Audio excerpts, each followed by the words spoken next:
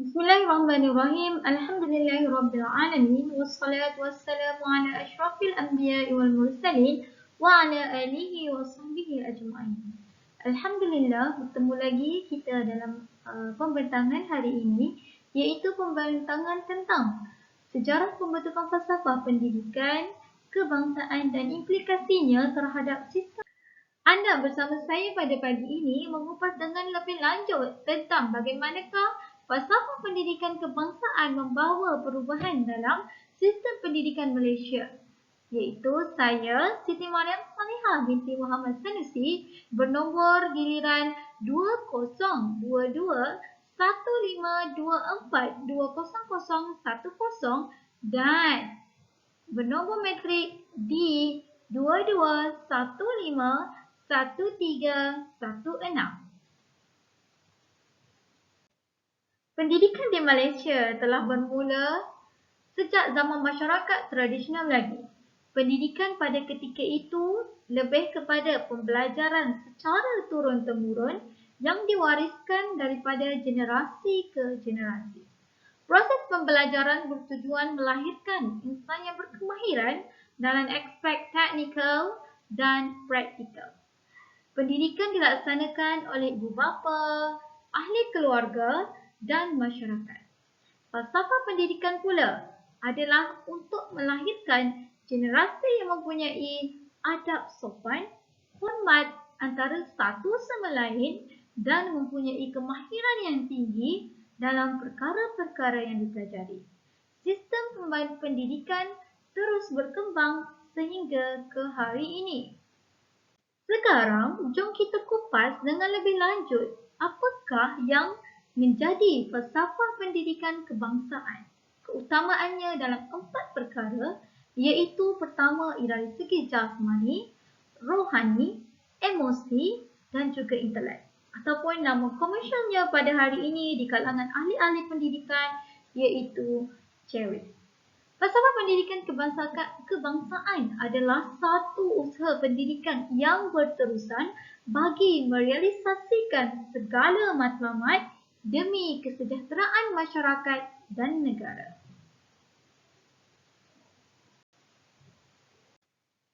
Setiap perkara, setiap peristiwa pasti ada latar belakangnya.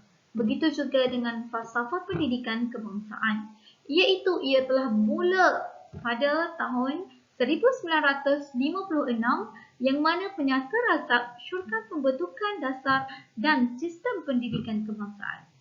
Selepas itu dituruti dengan laporan Rahman Talib, syurkan hala 7 pendidikan kebangsaan perlu diperkukuhkan pada tahun 1960. Rentetan itu berlangsung lagi sehingga tahun 1970 iaitu Rukun Negara, Dasar Pelajaran Kebangsaan dan Dasar Ekonomi baru menetapkan matlamat pendidikan. Pada tahun 1974, Persidangan Negara-Negara Islam Mekah syurkan matlamat dan hala 7 pendidikan negara Islam. Rentetan ini disambung lagi pada tahun 1979 iaitu laporan Jawatan Kuasa Kabinet cetuskan idea penggubalan satu falsafah pendidikan yang didokumentkan serta diemansipasi hala 7 pendidikan negara. Pada tahun 1982, kurikulum kebangsaan baru diperkenalkan ataupun nama lainnya KBSR, Kurikulum Bersepadu Sekolah Rendah. Pada tahun 1988, Falsafah Pendidikan Negara FPN dikumankan dan diwartakan oleh KPN. Pada tahun 1989, kurikulum kebangsaan peringkat sekolah menengah dilaksanakan ataupun KBSN, Kurikulum Bersepadu Sekolah Menengah. Dan akhir sekali pada tahun 1996, Akta Pendidikan 1996 mewartakan perubahan FPN dan FPK. Faktor yang menyumbang kepada pembentukan falsafah pendidikan. Faktor-faktor ini mempengaruhi pertimbangan asas semasa menggubal falsafah pendidikan kebangsaan. Ada 6 faktor utama iaitu dari segi sosial, agama, ekonomi, politik, individu dan sejagat. Faktor sosial ialah keharmonian masyarakat Malaysia berbilang kaum menjadikan negara ini sebuah negara yang aman dan makmur. Setiap bangsa saling menghormati dan bertoleransi antara satu sama lain, tidak kira dalam apa jua hal yang dilakukan bersama-sama. Sikap positif ini amat penting dan mengeratkan perpaduan kaum sekaligus dapat menstabilkan sosial di negara kita. Hal ini mencapai perpaduan kaum adalah satu matlamat yang telah dirangkai dalam falsafah pendidikan negara iaitu melahirkan masyarakat Malaysia yang memberi sumbangan terhadap keharmonian dan kemakmuran masyarakat negara ini. Kita boleh lihat di sekolah dan di mana-mana institusi pendidikan, sama-sama masyarakat saling bersatu padu, tidak kira apa jua bangsa bagi mencapai satu matlamat yang sama iaitu matlamat kemenjadian pelajar dalam pendidikan. Kedua, faktor agama. Faktor agama merupakan elemen yang penting dalam memastikan kemajuan sesebuah negara dicapai dan terus ke hadapan. Sebagaimana di Malaysia telah ditetapkan agama Islam sebagai agama rasmi dan agama-agama lain bebas untuk menjadi keutamaan bagi penganutnya. Sampai sekarang, masyarakat majmuk yang berbilang kaum dan agama masih hidup dalam satu keadaan yang aman dan makmur. Agama ini, khasnya agama Islam, merupakan faktor yang penting dalam pertimbangan penggubalan falsafah pendidikan kebangsaan. Unsur ini dapat dihayati di sebuah kenyataan mewujudkan insan yang seimbang dan harmonis dari segi jasmani, emosi dan rohani berdasarkan kepercayaan kepada Tuhan. Seterusnya, saya kupas lagi daripada segi ekonomi. Ekonomi adalah faktor yang mempengaruhi matlamat pendidikan dalam usaha membawa pembangunan dan kemajuan negara.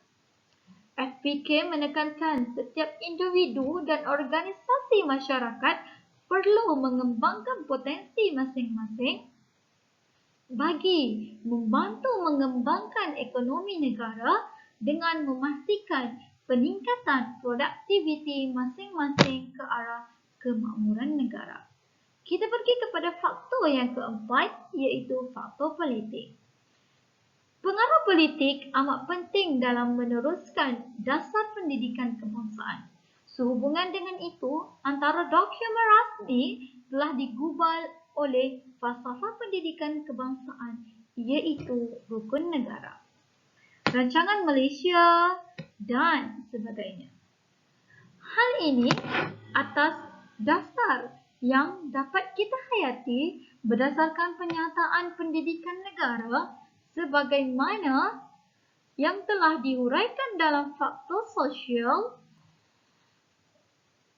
sebelum ini, iaitu melahirkan masyarakat Malaysia berupaya mencapai kesejahteraan diri serta memberi sumbangan terhadap keharmonian dan kemakmuran masyarakat negara ini.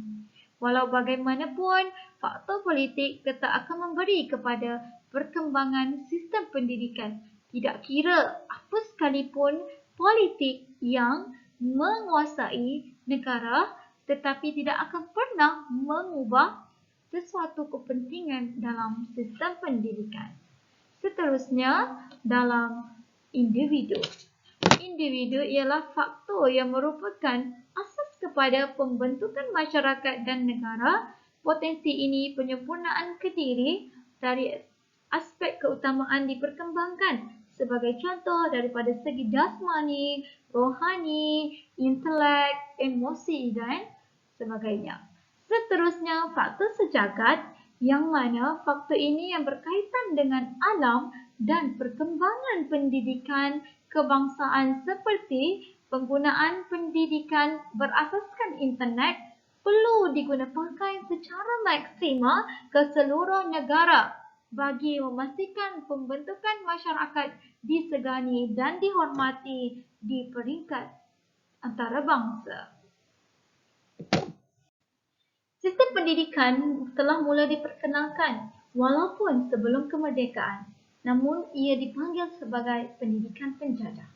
Namun, selepas kemerdekaan, sistem pendidikan diperkukuhkan lagi kerana dalam tahun-tahun kemerdekaan, timbul kesedaran dalam kalangan pemimpin yang diadakan satu sistem pendidikan kebangsaan untuk menggantikan sistem pendidikan penjajah bagi memenuhi kehendak negara yang maka wujudlah beberapa sistem, iaitu penyata razak. Penyata razak ialah cadangan pendidikan yang bertulis pada tahun 1956 sebagai salah satu usaha bagi membentuk Persekutuan Tanah Melayu.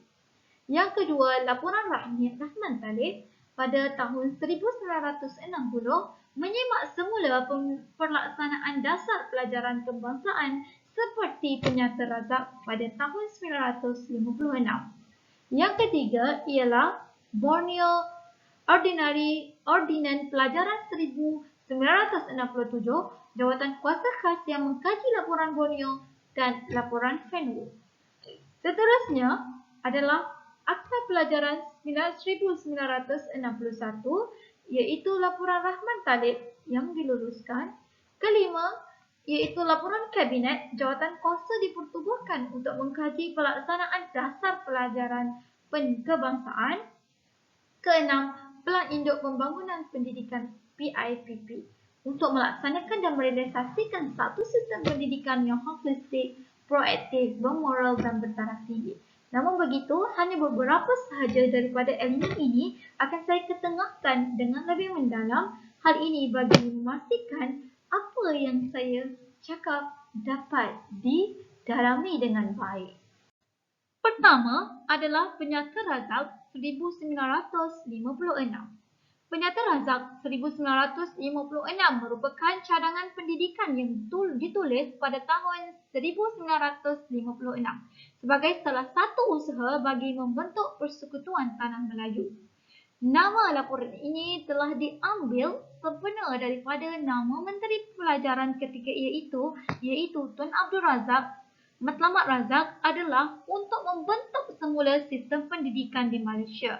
Laporan ini telah digabungkan ke dalam Seksyen 3 daripada Ordinan Pelajaran 1957 untuk membekalkan asas kepada rangka pelajaran atau kemerdekaan Malaya dan akhirnya dikenali sebagai Malaysia.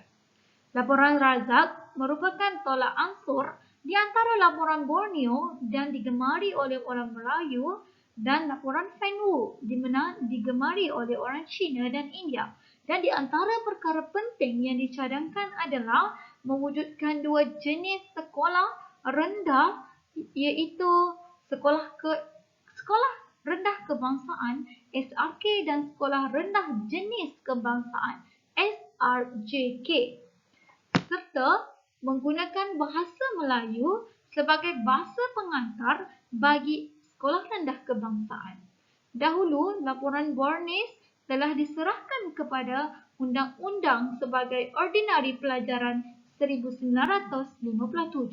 Apabila laporan Razak mengetengahkan bahasa sebagai Ordinari Kepelajaran 97, bahasa Melayu sebagai bahasa Melayu menjadi medium bahasa yang diutamakan dalam pelajaran.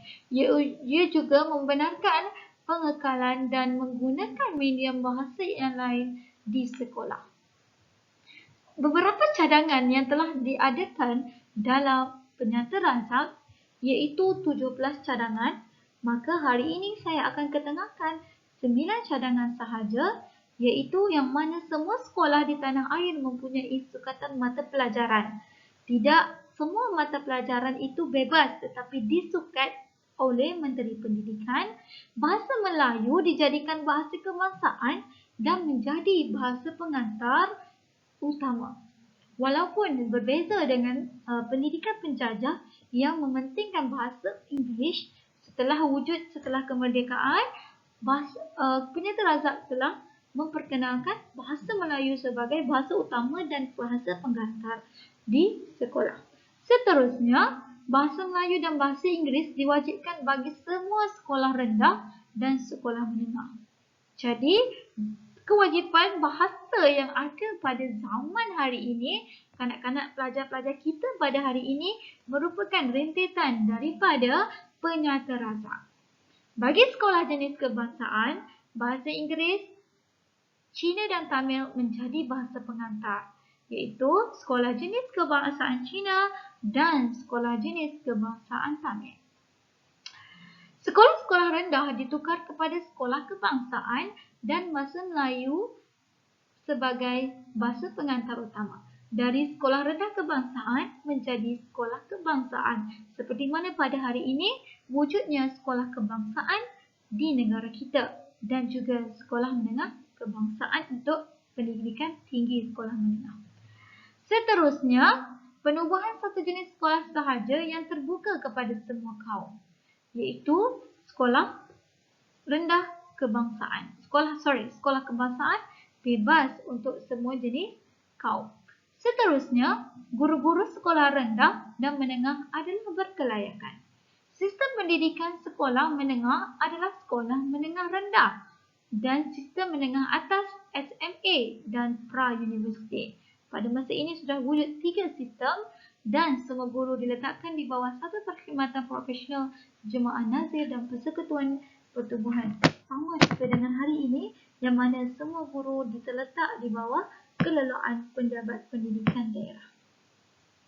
Dan laporan Razak telah menjadi asas perkembangan pendidikan Malaysia. Hala tuju pendidikan era lebih kepada penyatuan semua kaum melalui pengenalan bahasa Melayu sebagai pelajaran wajib bagi memudahkan interaksi antara kaum.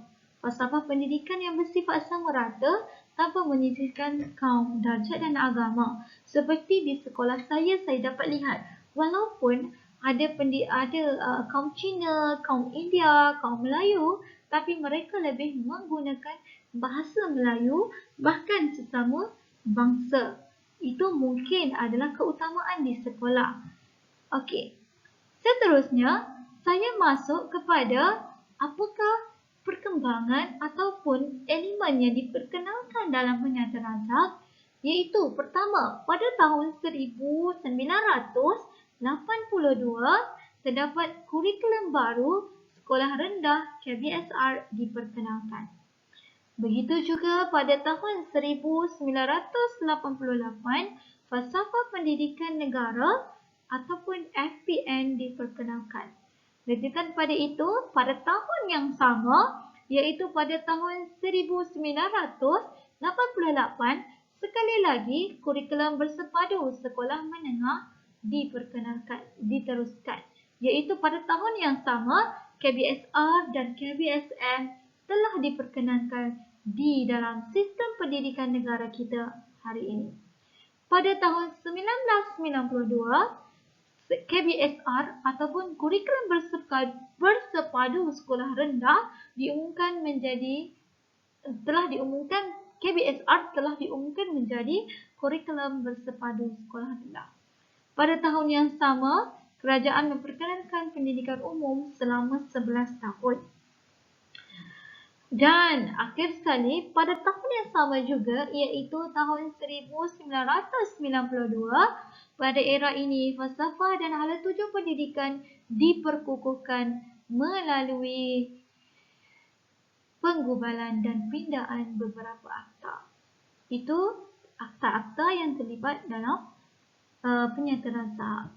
Okey, sekarang ni saya sambung lagi apakah hubungan falsafah pendidikan kebangsaan dengan sistem pendidikan Malaysia pada hari ini. Secara amnya, pembentukan dan kewujuban dasar pendidikan FPK adalah Penyata Razak 96. 1956. Pembentukan FPK adalah hasil daripada banyak cadangan dan pindaan yang berlaku selepas itu. Oleh itu, secara khususnya, perkara diperkatakan oleh Penyata Razak 1956 tiada adalah elemen FPK, tetapi ia adalah asas kepada pembentukan FPK. Hari ini, kebanyakan daripada yang tertera adalah falsafah pendidikan sistem pendidikan di negara kita adalah berasaskan dari pendidikan di zaman Penyata Razak 1956. Masanya dekat sini, pendidikan, perkembangan sistem pendidikan di Malaysia kita berterusan demi kejadian murid walaupun mengguna dasar yang dahulu diperbaiki dari hari ke hari. Seterusnya, saya sambung lagi pembentangan hari ini dalam penggubalan dan pemindahan akta. Akta Pendidikan 1996 menggantikan Akta Pelajaran 1961, khususnya peruntukan kuasa-kuasa Menteri Pelajaran dan penginstitutan prasekolah, Akta Institut Tinggi Swasta IPTS dan Akta Majlis Pendidikan Tinggi Negara 1996 membolehkan penubuhan sebuah majlis yang menentukan dasar dan menelaras pembangunan pendidikan tinggi, serta Akta Pembangunan Akta Tabung Pendidikan Tinggi Negara 1996 menyediakan peruntukan pinjaman dan skim tabungan bagi meningkatkan akses kepada pendidikan tinggi. Penggubalan dan pemindahan Akta Lembaga Akreditasi Negara LAN 96 memastikan tahap akademik yang tinggi, jaminan kualiti tinggi dan kawalan mutu pendidikan terpelihara. Seterusnya, Akta Institusi Pendidikan MARA, Akta PTPTN Pindaan 2000 membenarkan pinjaman kepada pelajar institusi awam ataupun swasta, dan Akta Universiti dan Kolej ataupun AUKU Pindaan 96 memperluaskan autonomi dalam pengurusan keuangan kepada universiti awam bagi menentukan program ke arah kecemerlangan dalam pendidikan. Seterusnya, pada abad 2001 hingga 2003, abad ke-21, Malaysia menghadapi cabaran globalisasi dan memperkasakan pendidikan dalam aspek politik, ekonomi dan sosial. Ini menyebabkan penambahbaikan dan pemantapan hala tuju pendidikan, falsafah pendidikan dalam perundangan dasar dan program utama. Seterusnya, kita pergi kepada perubahan pendidikan pada abad ke-21 yang mana pelbagai usaha diperkenalkan dalam era abad ke-21, iaitu pendidikan 1996 memperuntukkan pendidikan wajib bagi pendidikan rendah yang dilaksanakan secara berperingkat mulai tahun 1 2023. Seterusnya, program bimbingan dan kaunseling diperkukuhkan lagi dengan seorang kaunselor bagi 500 orang pelajar. Pada tahun 2003, pengajaran dan pembelajaran sains dan matematik dalam bahasa Inggeris diperkenalkan dan bayaran insentif subjek pendidikan BISP turut diperkenalkan. Seterusnya, pemberian bantuan one-off kepada pelajar sekolah rendah daripada keluarga miskin pada tahun 2002 hingga 2023 bagi melaksanakan pendidikan wajib bajet 2002 dan 2003. Pada tahun 2004, bantuan ini digantikan dengan kumpulan wan amanah pelajar miskin iaitu KUAM. Pada tahun 2004, skim voucher tuition SBT diperkenalkan untuk memberi bantuan tuition kepada murid pelajar sekolah rendah tahun 4 dan tahun 6 yang miskin dan pencapaian rendah dalam mata pelajaran Bahasa Melayu, Bahasa Inggeris, Sains dan Matematik. Seterusnya, pada pelajar vocational MPV diperkenalkan di sekolah menengah harian pada tahun 2004 dan seterusnya program JCOB diperkenalkan pada tahun 2005 dan diperluaskan pada tahun 2006 bagi memastikan murid Islam menguasai Al-Quran, Jawi dan Bahasa Arab serta kelas Fardu Ain apabila tamat sekolah rendah. Pada tahun 2006, Aktiviti kurikulum diperbaiki dengan penambahbaikan peruntukan per kapita pelajar pada RM2.50 kepada RM10 untuk sekolah rendah dan RM12 untuk sekolah menengah.